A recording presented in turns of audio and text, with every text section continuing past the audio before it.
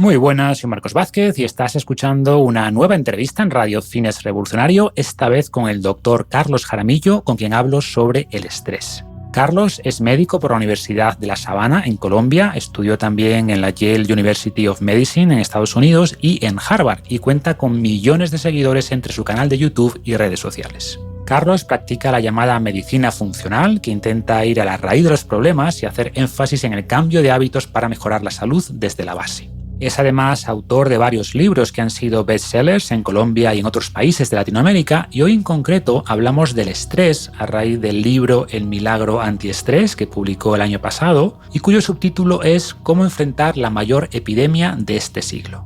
Empezamos con la propia historia de Carlos, que a raíz de un periodo fuerte de estrés complicado con una meningitis estuvo mucho tiempo hospitalizado, y es una llamada a prestar atención a las primeras señales del estrés antes de que sea muy tarde. Definimos después qué es el estrés y algunos términos que nos van a ayudar a orientar el resto de la charla, como hormesis o alostasis. Hablamos a continuación de los tipos de estrés, de la diferencia entre el estrés físico y el emocional. Carlos nos explica cómo funciona nuestro mecanismo de respuesta al estrés a través de hormonas como el cortisol o la adrenalina. Vemos si existe realmente la llamada fatiga adrenal y por último revisamos algunos suplementos y herramientas que nos pueden ayudar a lidiar con este estrés.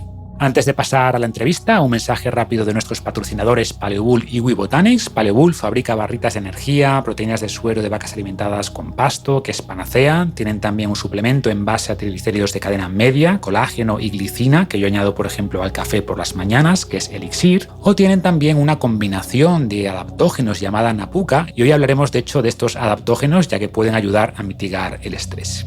Y WeBotanics, por su parte, ofrece un aceite de CBD de gran calidad, de espectro amplio, también una crema facial y un cremigel para molestias musculares que además de CBD lleva distintos principios activos. Podéis echar un vistazo a sus productos en paleobull.com y webotanics.com respectivamente, deletreo WeBotanics, que es webotanix.com.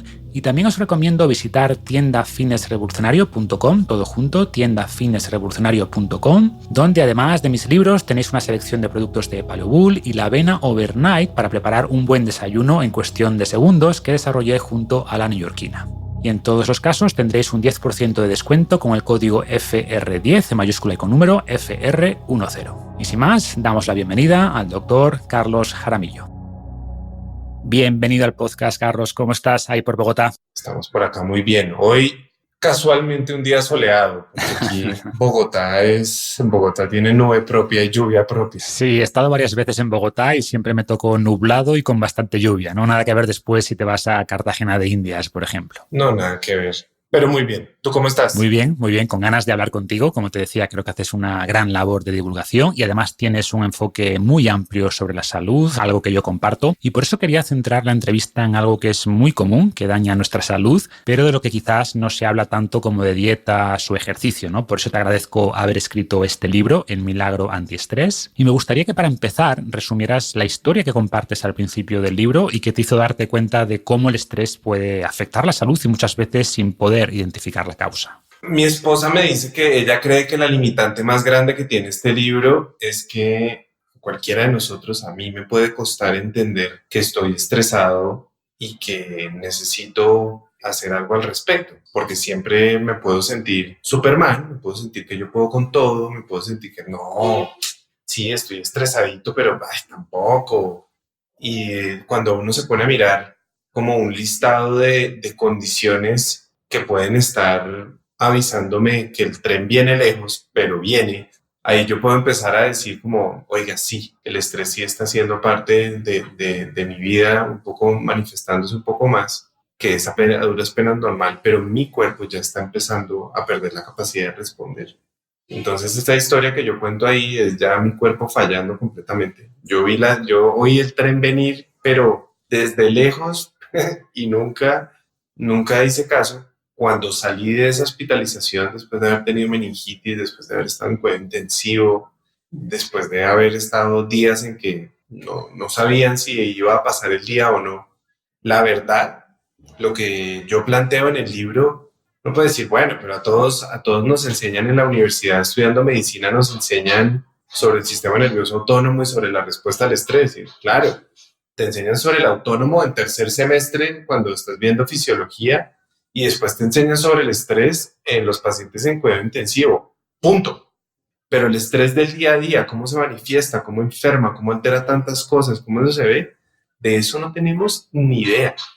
Y viéndolo en mí, me tocó ponerme a aprender, como cuando coges una plastilina y te piden que hagas un modelo de algo y tú dices, mira, esto es, esto es. Y la verdad, lo que yo comparto y como lo explico en el libro, o no lo enseñan en la Facultad de Medicina o yo no fui a esa clase, que también es posible, ¿sí? Es posible que todo el mundo lo sepa y yo no fui a esa clase.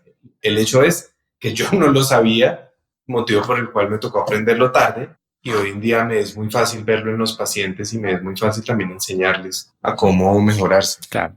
Yo creo que seguramente mucha gente se sienta identificada con esto que cuentas, ¿no? Como que sientes que viene el tren, pero al final tenemos que hacer cosas y muchas veces tiene que ser el propio cuerpo que te diga, no, hasta aquí, ¿no? Hasta aquí puedo dar. Y el estrés muchas veces es esa causa.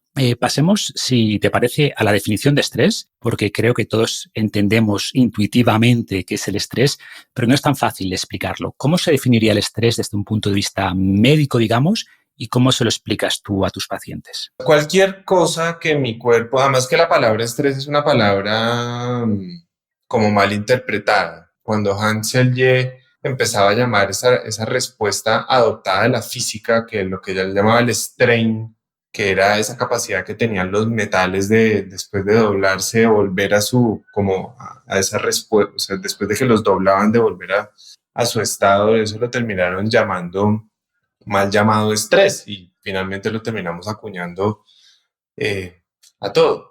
Pero esa respuesta del estrés es como, a mí me gusta ver lo que es como los amortiguadores de los carros. Es una respuesta que me genera inicialmente o el amortiguador de la moto. ¿Cómo le dicen en España? Amortiguador, ¿sí? Amortiguador, sí. Decimos coche en vez de carro, pero amortiguador. Ok. Bueno, entonces, ¿y la moto sí es la moto? La moto es la moto. La moto es la moto. Bueno, entonces yo me siento y él me recibe mi peso y me devuelve. Yo tengo esa respuesta que es una respuesta desde mi sistema neurológico que me permite, además, ese sistema neurológico me permite interconectar absolutamente todos los órganos de mi cuerpo y dependiendo de esa respuesta, de la cantidad de peso, pues él responde. Y algo que es muy, muy bonito de las respuestas del estrés es que hay dos tipos de respuestas. Hay una respuesta que se llama la hormesis y hay otra respuesta que se llama la alostasis. Y uno puede decir, ay, no, ya se puso complicado. ¿Qué son esos términos tan aburridores? Pero los vamos a explicar solamente para ver que uno puede responder de dos formas y pues esto seguro es un tema que tú manejas muy bien. No sé si alguna vez lo hayan hablado, pero es muy fácil de entender. Sí, hablo mucho de hormesis, desde luego, porque una creencia típica es que el estrés siempre es malo, ¿no? No. Que después quiero que hablemos de esto. Y la hormesis implica que no solo no nos dañan ciertos estresores, sino que nos fortalecen en la dosis adecuada, ¿no? Pero bueno, explícalo en tus palabras y háblanos también de esa alostasis. Perfecto. La hormesis son toda la serie de cambios que mi cuerpo va a tratar de hacer para mantenerme en un estado estable. ¿Eso qué quiere decir? Como cuando yo tengo el aire acondicionado puesto en la habitación. Yo lo pongo en 27 grados y él va a hacer todo para mantener a 27 grados. Mi cuerpo va a hacer todos los mecanismos que tenga que hacer, independientemente si el clima está a 40 grados centígrados o a 6, mi temperatura corporal va a ser 36, 36,5 grados centígrados más o menos.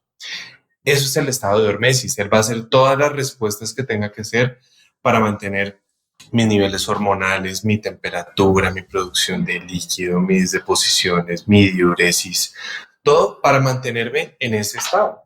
Funciona exactamente igual que el aire acondicionado de la habitación. Se puso frío, se puso demasiado caliente, vuelve y sopla y él mantiene eso. Eso es la respuesta hormética, que es la respuesta de balance y equilibrio en condiciones normales.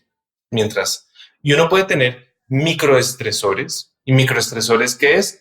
Está haciendo mucho calor, está haciendo frío, subí un par de escalones, entonces me subo la frecuencia cardíaca para poder coger esa demanda y luego vuelve y baja. Pero son microestresores y microcircunstancias que realmente no representan nada diferente.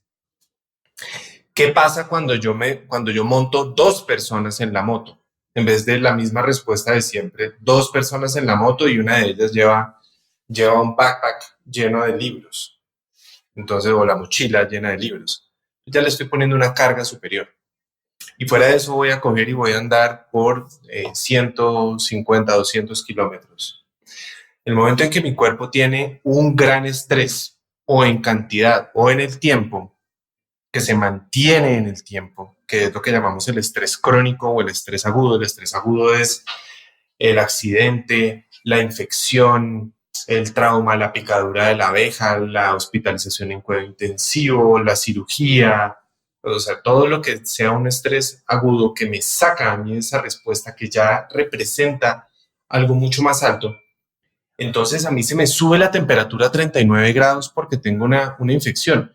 Todas las respuestas que yo tengo que hacer para que mi cuerpo eleva la temperatura a 39 grados para activar el sistema inmune, para poder hacer vasodilatación, para que el corazón se pueda contraer mucho más eficiente y mucho más rápido, porque la demanda de oxígeno va a aumentar.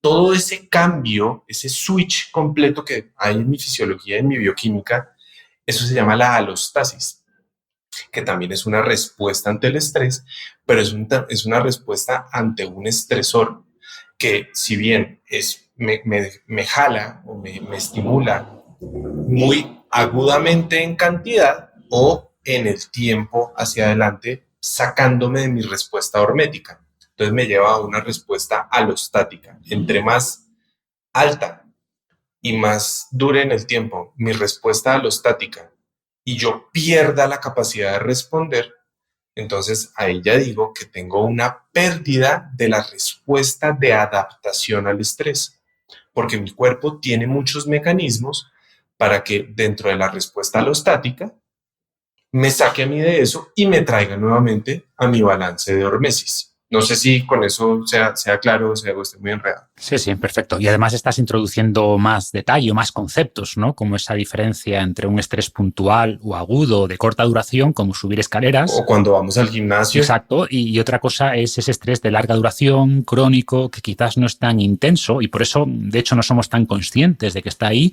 pero va minando nuestra capacidad de responder o estropeando esos amortiguadores que decías, ¿no? Correcto. Y además habría que diferenciar entre tipos de estresores. No solo es una cuestión de intensidad y duración, sino del origen. Y tenemos por un lado un estrés más emocional o percibido y por otro lado está el estrés físico. ¿Cuál es la diferencia entre ellos y qué impacto tienen en nuestro cuerpo? Ahí, digamos que uno puede separar el estrés de 2 o de 3 formas, porque al final, o sea, esa clasificación que doy en el libro se puede dividir en 2. Entonces, uno es el estrés mental, el otro es el estrés físico y uno podría sacarle un piecito al estrés físico y nombrar el estrés químico, que si yo pudiera hoy de pronto hacerle una edición, un pedacito al libro, que es algo que con el tiempo quisiera ir haciendo con 3 libros que he escrito. Una siguiente edición. Claro, sí, edición revisada a tal fecha, porque es que con el tiempo uno va aprendiendo. Entonces, el estrés mental es todo, y cuando digo estrés percibido, y uno dice, ¿cómo así que percibido? Si es que el estrés mental es el estrés mental. No,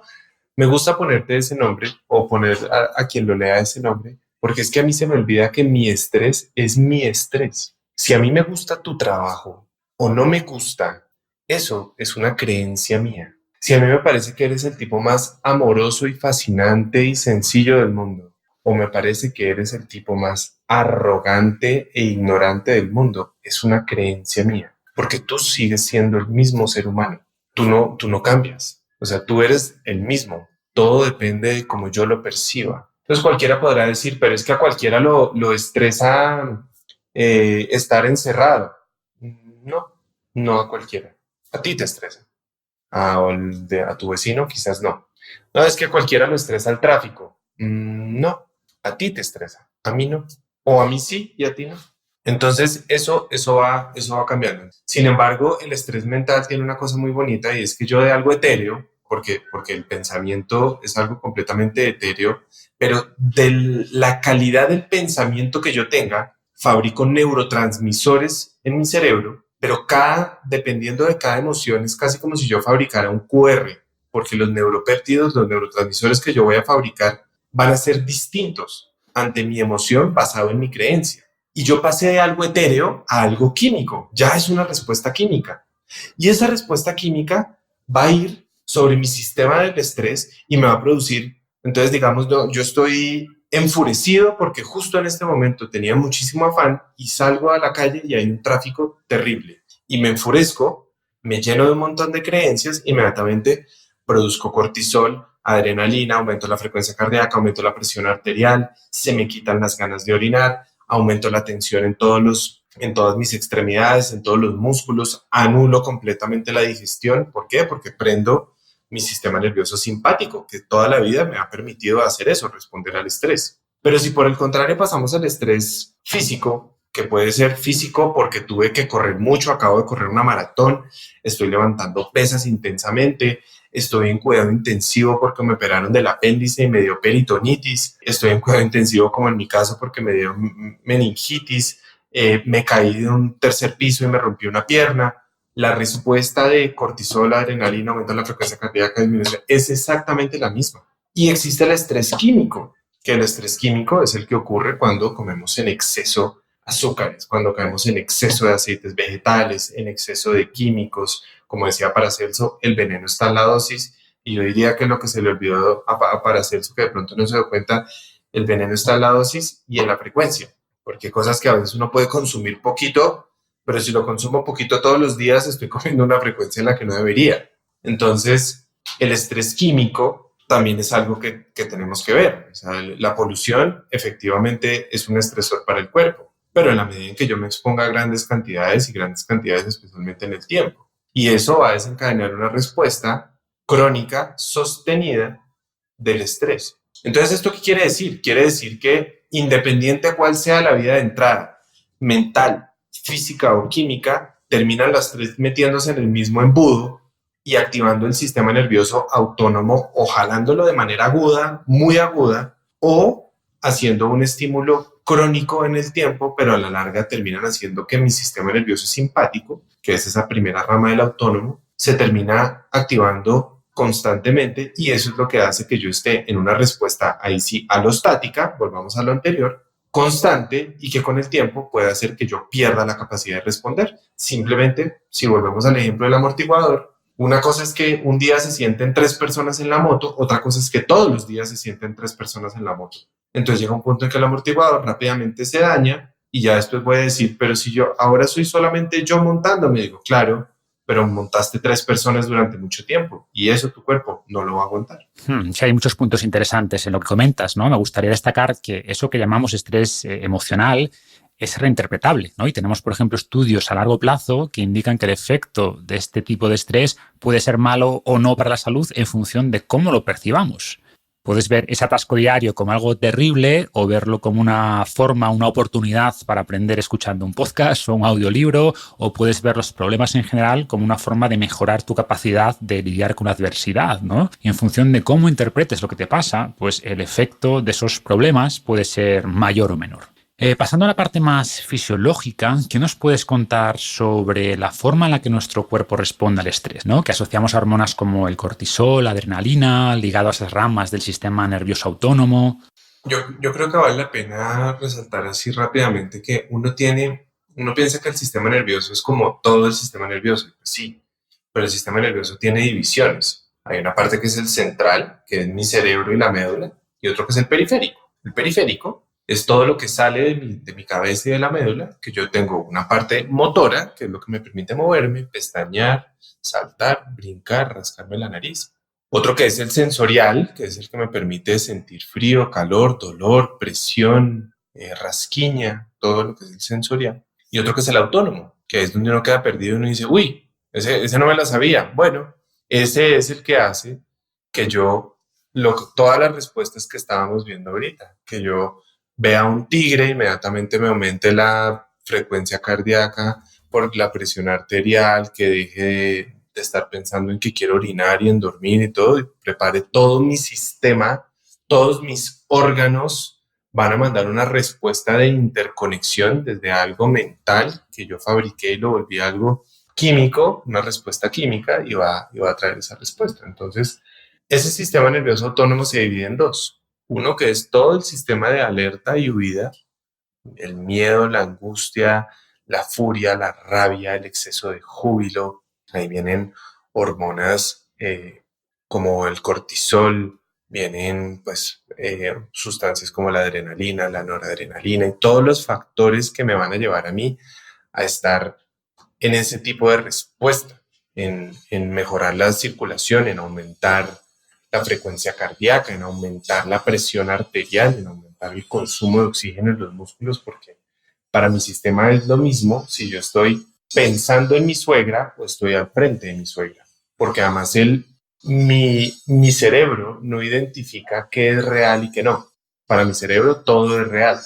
A mi cerebro no dice, no, es que esto es Carlos que se está acordando de la suegra. Todos tranquilos, bajen la respuesta, todos tranquilos. No, para él es exactamente lo mismo.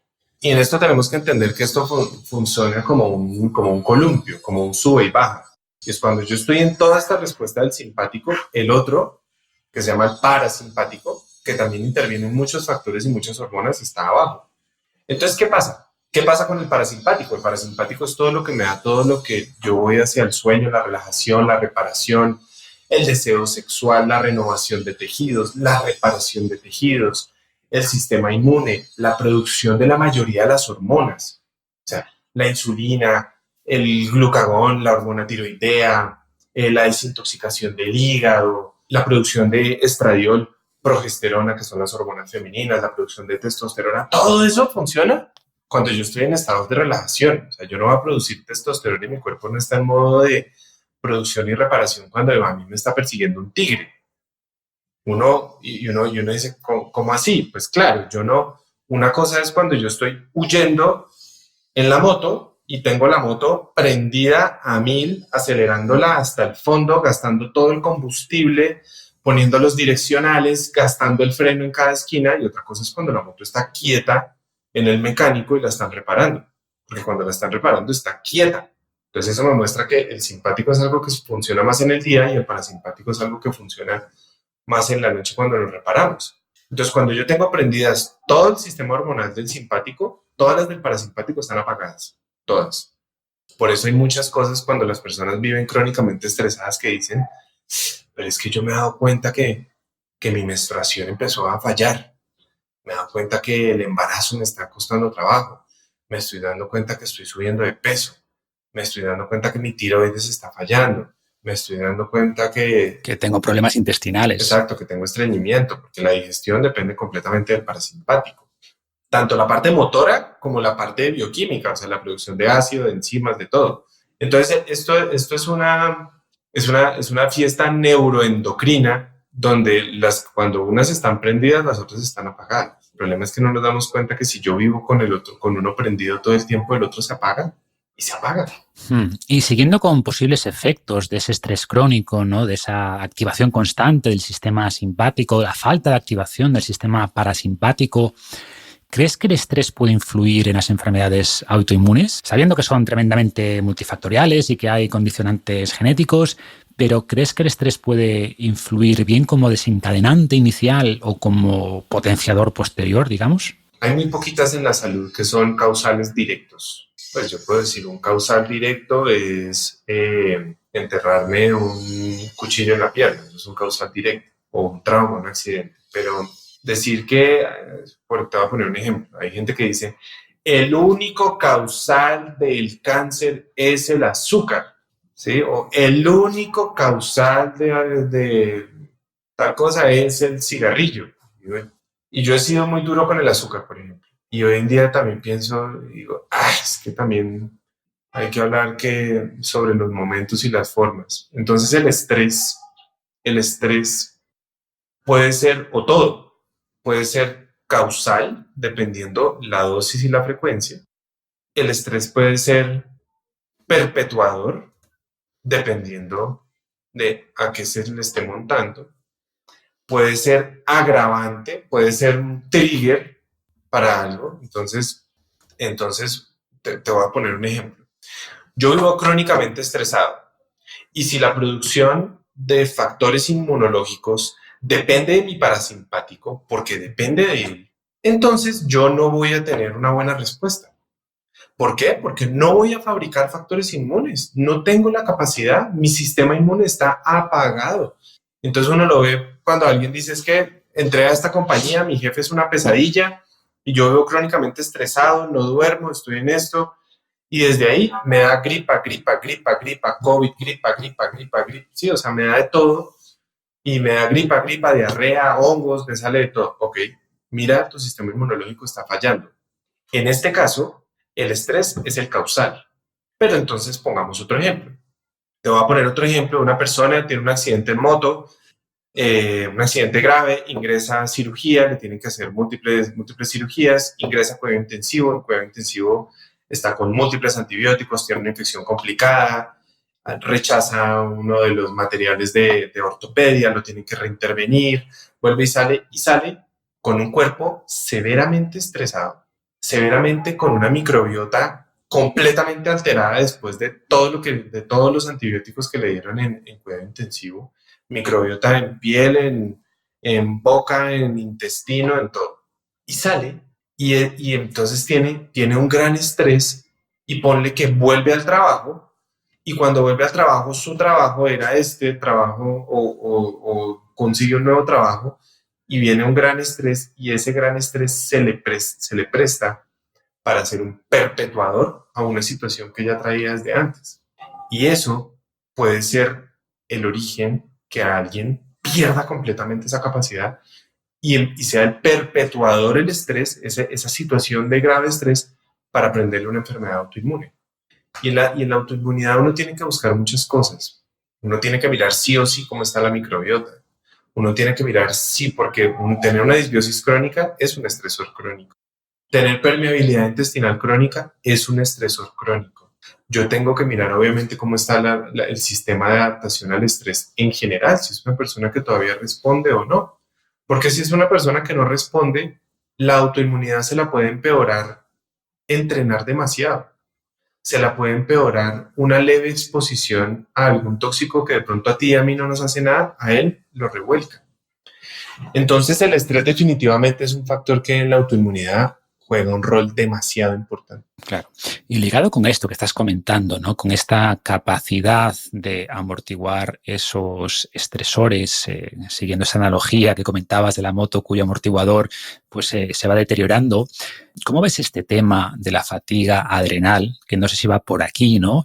Y cómo se ligaría el estrés con problemas como la fibromialgia o la fatiga crónica que tendemos a meter en el mismo saco, ¿no? Y digo la fatiga adrenal porque no está claro hasta qué punto eso realmente ocurre, como que dejamos de producir hormonas que respondan al estrés, pero eso sería otro tipo de trastorno, ¿no? ¿Cómo ves esto de la fatiga adrenal? Yo creo que es uno de los términos más poco comprendidos y tú sabes que en este mundo que vivimos soy de la polaridad del señalamiento, de la burla, del juicio. Entonces te voy a decir, a mí me parece que decir fatiga adrenal no es correcto. Puede ser un poco más correcto decir fatiga crónica, sin embargo, tampoco estoy completamente de acuerdo. Y entonces te voy a decir, los que defienden el término dicen que es que, claro, por el estrés crónico, la suprarrenal está, entre comillas, cansada, que es donde se produce el cortisol y la adrenalina para este tipo de respuestas.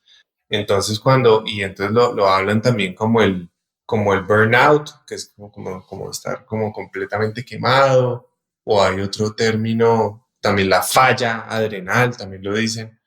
Entonces, quienes se burlan, que a veces, digamos, son colegas que están muy pues como pegados en el libro, dicen, es que la falla adrenal ya tiene nombre y eso se llama enfermedad de Addison. Y eso ya existe. Y el exceso de producción de cortisol se llama enfermedad de Cushing. Entonces no me vengas a decir que es que tienes una falla adrenal porque es que yo no la veo fallando. Entonces ahí se agarran y se miran. Pero es que olvidamos varias cosas. Olvidamos que el Cushing y la falla adrenal y el Addison, perdón, son los dos extremos. Pero en la mitad está la gran mayoría de las personas. Y también olvidamos que es que el cortisol no se mide en sangre. El cortisol se mide en sangre, que es cortisol total, cuando lo medimos, y eso es muy útil para diagnosticar los dos extremos. Pero para diagnosticar la mitad, lo que uno tiene que pedir es cortisol libre.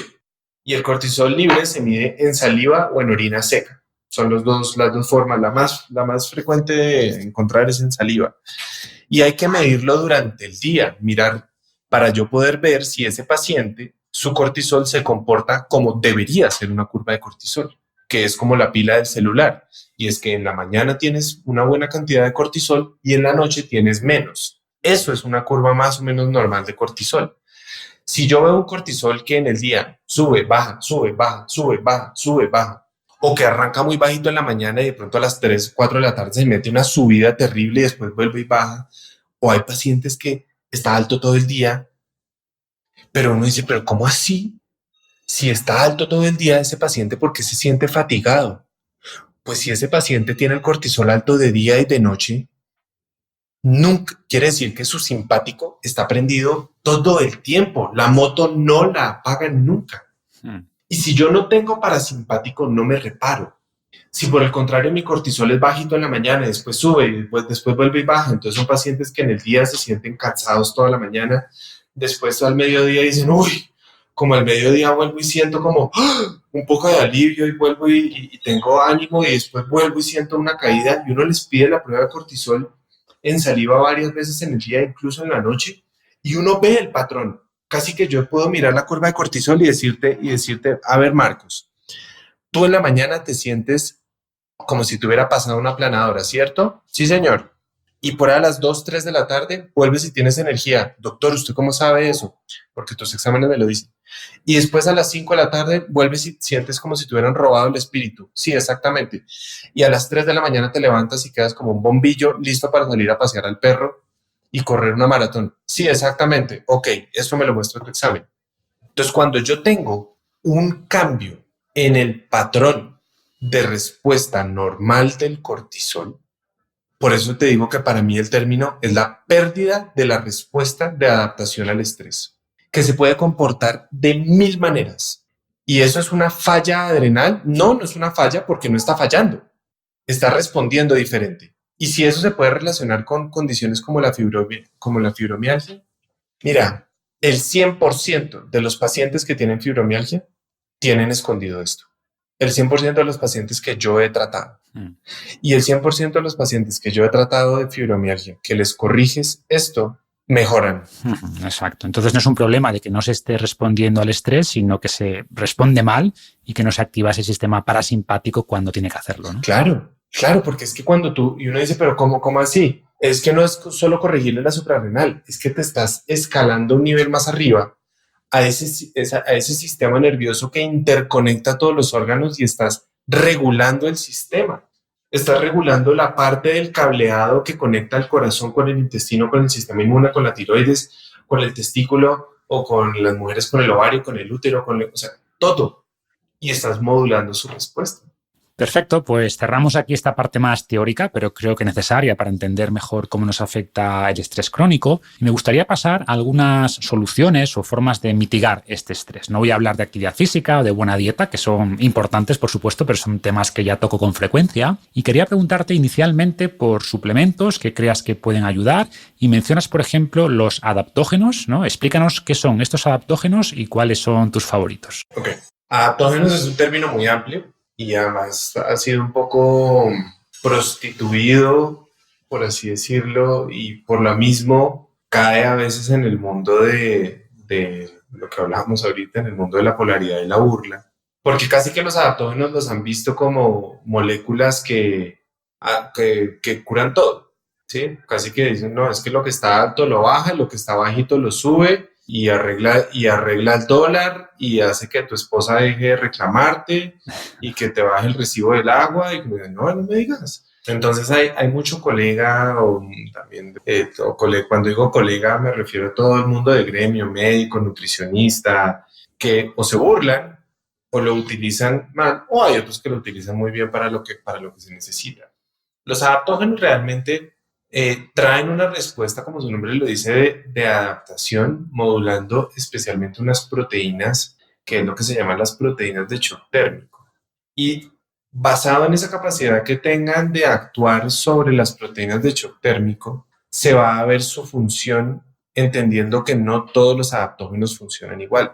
Hay unos adaptógenos que funcionan para Es un término como, eso lo hizo, creo que fue un biólogo ruso el que trajo ese término.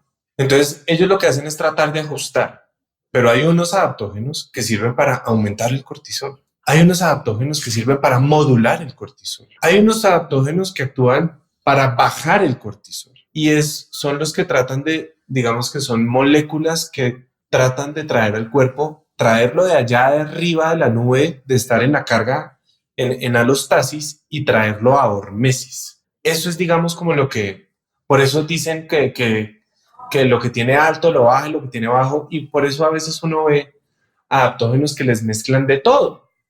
Entonces dicen, como no tengo ni idea si el paciente tiene el cortisol alto y yo lo tengo que traer a hormesis, o lo tiene bajito y lo tengo que traer a hormesis, entonces metámosle de todos. Entonces meten 35 adaptógenos y se nos olvida que es que una cosa son las matemáticas y otra cosa es la química. Entonces, a mí los adaptógenos me gustan mucho. Utilizo especialmente los que sirven más para modular. Me gusta, dependiendo de lo que el paciente tenga, me gusta mucho la ashwagandha. La ashwagandha la utilizo en la mañana especialmente. La ashwagandha, hay que entender que la ashwagandha, su efecto depende de la dosis. Dosis bajas o intermedias funcionan mucho para modular o para disminuir un poco la respuesta del cortisol, especialmente cuando hay pacientes que se levantan con muchísimo cortisol. Dosis más altas pueden servir para aumentar el cortisol. Entonces hay que conocer un poco la dosis. Me gusta la rodiola, me gusta bastante la rodiola, me gusta la chisandra y me gusta la maca en pacientes cuando tienen por el estrés algún tipo de alteración de las hormonas sexuales, alteración en la progesterona, en la testosterona o en los estrógenos, porque la evidencia muestra cómo interviene, como todas estas hormonas son precursores del colesterol, entran todas y se balancean hacia allá. Eso en cuanto a los adaptógenos son quizás como los que uso, ¿sí? Y lo que hacen cuando trabajan sobre estas proteínas de shock térmico es volverme a mejorar la resistencia. Es como si me cambiaran nuevamente el amortiguador. Uy, otra vez tenemos amortiguador nuevo, qué maravilla. Entonces es como si me estuvieran reforzando el amortiguador o cambiando el amortiguador. Me mejora en eso justamente por eso que los adaptógenos se deben dar por largo plazo, porque así como yo me demoré mucho tiempo en perder la respuesta, yo prefiero darlos dosis bajas en el tiempo, 6, 9 meses, para que la respuesta vuelva de arranque y ya el cuerpo pueda hacerla solo.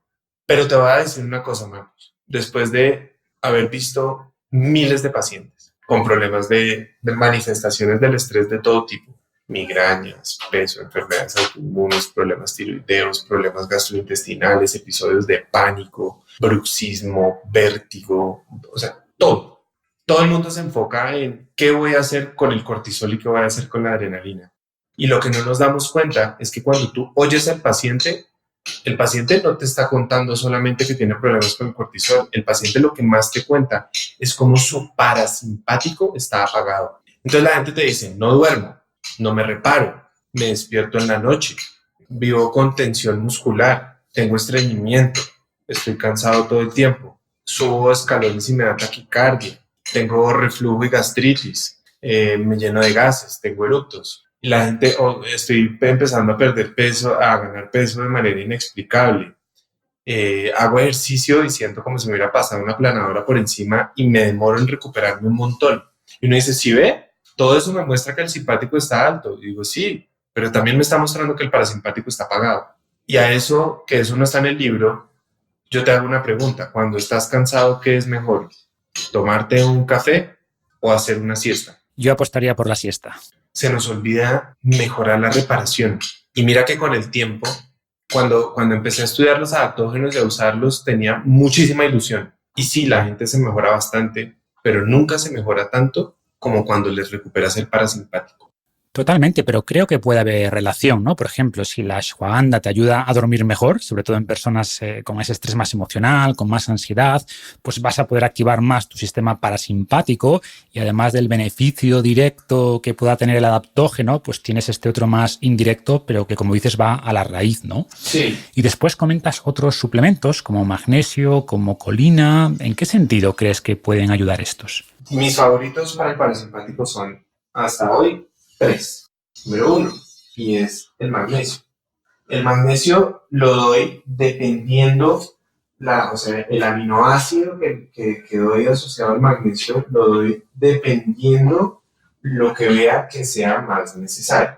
Si necesito, es bien sabido que el magnesio cada vez le encuentran más funciones. Hay quienes dicen que tiene 300 funciones bioquímicas, hay quienes dicen que 400, hay leído unos que dicen 600 funciones bioquímicas. O sea, intervienen demasiados procesos. Pero el magnesio definitivamente para modular todos los procesos de la inducción hacia el parasimpático, la relajación muscular, la relajación del músculo, tanto el músculo esquelético, o sea, los músculos de las extremidades, todo, como el músculo liso en el intestino, en los vasos sanguíneos, para reducir la presión arterial, reducir el bruxismo, dormir mejor, mejorar muchos procesos intermedios en hormonas, funciona mucho.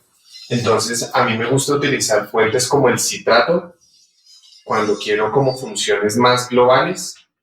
Me gusta mucho el glicinato cuando veo que el paciente tiene mucho síntoma neurológico que no se, o sea, neurológico central y periférico. O sea, cuando veo pacientes con ansiedad, con miedo, con pánico, pero además con tics nerviosos, calambres, todo esto. Y cuando tienen solamente mucho síntoma mental, sin nada periférico, uso treonato de magnesio. Eso en cuanto al magnesio. Hay una molécula que me gusta muchísimo y es digamos, como el idioma en el que habla el parasimpático, el neurotransmisor por el que se mandan todas las señales, o el idioma, o la moneda que utiliza el parasimpático, es un neurotransmisor, es una molécula, perdón, que se llama la acetilcolina. Y a través de la acetilcolina es que él manda el impulso de neurona, neurona, neurona, neurona para hacer todas las respuestas. La colina que es su precursor. La mejor forma de utilizarla es de dos formas, y en esto volvemos a lo mismo. Si quiero funciones muy globales o si quiero funciones muy mentales. La colina se encuentra de 3 formas. Una que no sirve para nada, que es el bitartrato de colina. Entonces, que a uno le cuente la historia de la acetilcolina y de la colina, y que te den bitartrato de colina, no es correcto, no es adecuado, porque el bitartrato de colina justo queremos que entre a la neurona y no entra sino el 4%. Pero hay 2 moléculas que sí entran muy bien a la neurona, una para funciones más globales, que se llama la alfa-colina, o la alfa-GPC, o glicero-fosforilcolina, o la GDP-colina, que también se llama citicolina. Cuando quiero funciones globales, para reparación del parasimpático globales, utilizo alfa-colina, y cuando quiero funciones mentales, utilizo citicolina o colina CDP. Y hay una molécula que he venido estudiando desde hace poco que me fascina, que de pronto tú debes tener mucha experiencia también en otros temas metabólicos con ella, que es el inositol. Sí, sí. El inositol es un carbohidrato de la familia de los polioles o en la familia de los polialcoholes, o sea, él es primo hermano del eritritol, del maltitol, del sorbitol, del xilitol. Solo que si uno lo prueba, también es dulce, solo que no endulza. O sea, uno necesitaría casi que 1 kilo para endulzar un café agradablemente. O sea, es muy, muy malo para endulzar. Pero sus efectos sobre el sistema nervioso parasimpático son espectaculares. Yo creo que el inositol es de esas moléculas que con el tiempo irán dando cada vez más de qué hablar positivamente. Sí, sí, es muy interesante. Se está estudiando también terapias contra el cáncer y mujeres para el síndrome de ovario poliquístico también es recomendable y, como dices, tiene ese papel en el sistema nervioso, ¿no? A mí me encanta, a mí me encanta. Y ya por último, Carlos, mencionas cosas que pueden sonar así como más místicas o New Age, como la meditación, la respiración, la gratitud. ¿Qué aconsejas aquí y cómo integras estas prácticas en tu vida o cómo se las explicas a tus pacientes para que las integren en su vida? Es que esas prácticas raras, New Age, deberían ser las primeras. Es una tristeza que llevamos siglos desconectándonos completamente de la salud, desconectándonos de la comprensión del cuerpo, desconectándonos de la conexión mía con mi mente y conmigo. Entonces la salud solo depende de mi doctor, o si mi doctor no pudo, depende del Dios en el que yo crea. Y les entrego todo a ese par. Es problema de ustedes dos. Yo aquí no tengo nada que ver. Ustedes dos son los que me mejoran o los que me enferman. Pero esos son ustedes dos. Yo aquí no tengo nada que ver. Entonces, por eso se ve un poco New Age o hippie o lo que sea, decirle a alguien, mira, es que cuando tú meditas, todo lo que hablamos ahorita, el parasimpático, la alostasis, la hormesis, todo eso entra en balance. Porque cuando, como decía Buda, cuando miras hacia adentro, despiertas. Cuando miras hacia adentro, te das cuenta que tu ira es tuya, que tu miedo es tuyo, que tu miedo viene de tu ignorancia, o mi miedo viene de mi ignorancia, para que no suene tan... Mi miedo viene de mi ignorancia. ¿Cuántas cosas hace 10 años me daban miedo que hoy ya no me dan miedo? ¿Por qué? Porque he vencido mi ignorancia. Cuando yo me hago dueño de mis emociones, cuando me doy cuenta que que las emociones son involuntarias, pero que los sentimientos son voluntarios, ya persistir en el sentimiento, mis sentimientos vienen desde mi sistema de creencias. Y si yo quiero cambiar la forma como yo reacciono ante la vida, pues debo cambiar mi sistema de creencias. Pero cuando me dicen a mí que es que la depresión es familiar, no, pues no tan fácil. Es que todos en la familia somos depresivos. Listo, fin de la historia. Bienvenidos los antidepresivos y toda la familia tomando antidepresivos. Y no nos damos cuenta que es que todos en la familia traemos desde hace tiempo un sistema de creencias que nos hace ver la vida con un lente diferente a otra persona que tiene otro sistema de creencias. Una tarea muy hermosa es cuando yo aprendo a renunciar a mi personalidad. Y uno dice, pero ¿cómo así que renunciar a la personalidad? Sí, y es casi volver y barajar y decir, ok, si mi sistema de creencias me está haciendo ser irritable, irascible, arrogante, víctima, todo eso, ¿cómo voy a cambiar mi sistema de creencias para ser otra persona? Así, eso traiga consigo redefinirme a mí como persona, solo que le tenemos miedo. Y decimos, es que este es el que yo soy, el que siempre he sido. Bueno, maravilloso. ¿Y por qué no eres capaz de diseñar el que vas a ser? Y creemos que siempre hemos sido los mismos. Y eso no es verdad. Habla con tus padres o habla con amigos que tengas desde hace años y pregúntales si eres el mismo desde hace 20 años. O mira a tus amigos desde hace 20 años o a tus padres a ver si han sido los mismos siempre. Y uno dice, no, mentira, que ellos han cambiado mucho con el tiempo. Y han cambiado varias veces. Bueno, tú también. Si yo me dueño de mi mente, de la creación de mi mente sobre la realidad, sobre lo que considero bueno, malo, feo, bonito, sobre mis creencias, mis juicios, si me dueño de mi nutrición, de mi ejercicio, de mi meditación, de mi sueño, de mis relaciones, la vida cambia.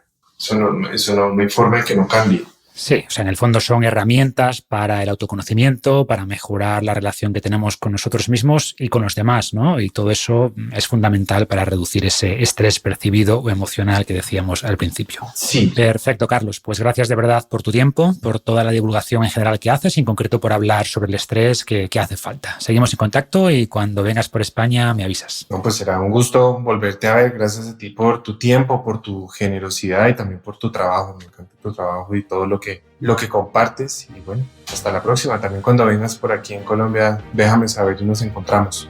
Pues gracias y ojalá que dentro de poco. Un abrazo, Carlos. Dale, Marcos, abrazos. Saludos a toda tu audiencia.